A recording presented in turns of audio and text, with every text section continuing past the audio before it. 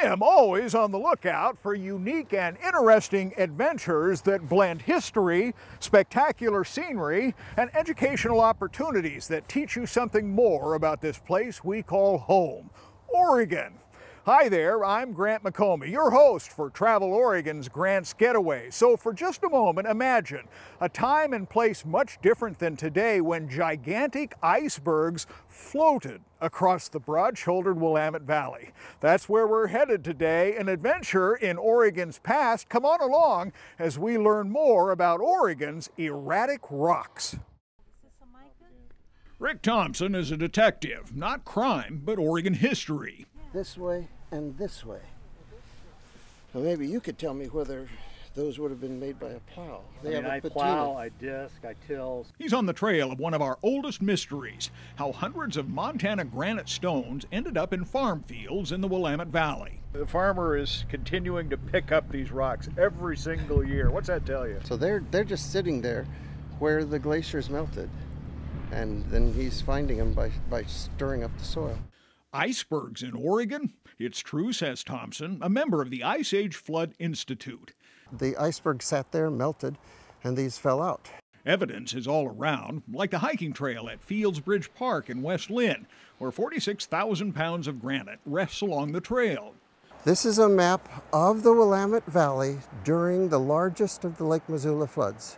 Thompson's colorful map shows off ancient Lake Allison, a 400-foot deep lake that stretched from Kalama, Washington to Eugene, Oregon. Used a topographical map and traced the 400-foot level all the way down to Eugene, showing all the little nooks and crannies where the valleys were filled with water. So then I went back and I put in all the major cities and the highways, so people can now go, you know, I live right there, so it would have been 200 feet deep right over my house. Thompson is a self-proclaimed flood nut. He says huge floods roared through the Columbia River Gorge thousands of years ago, water all the way to the top, perhaps 100 times, and carried giant granite boulders called erratics deep into the Willamette Valley. In fact, we recently flew just a few hundred feet over the valley in a hot air balloon. And we saw Lake Allison's lasting marks on the valley floor. You can see the rise and fall of the river bottom right there in the field. It's always been river bottom, but about 10,000 years ago, this was a lake. This is the site of Lake Allison. And then there's this erratic near Sheridan, Oregon, a state park that you can visit and touch. 90 tons. It could not have gotten here unless it was brought in and gently set down. So it had to come in on an iceberg that got grounded right there and melted, leaving that and other erratics around it. Or this one at Left Coast Cellars Winery, where you can visit the second largest erratic. What makes it so special? Just its distance from its source. It's granite, and so that had to have floated in on an iceberg. And the way just the shape of the valley there acted like a catcher's mitt for icebergs coming in. Then as the water flowed out, they stayed.